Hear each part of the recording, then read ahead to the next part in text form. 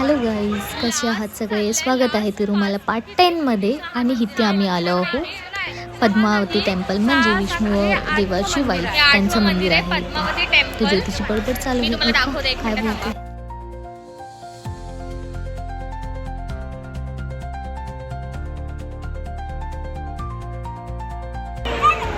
Hello. आज आमचं तिरुपतीचं last day आहे आणि पद्मावती मातेचं दर्शन घेतलं. बघा मंदिर किती छान आहे. चला नमस्कार करा सगळ्यांनी. नमस्कारम. तिरुपतीहून चाललो आहे सोलापूरला. बघू शकता तुम्ही रात्रीची 11:30 वाजले आहे. आणि परिस्थिती काय झाली भाविका भाविका से हाय.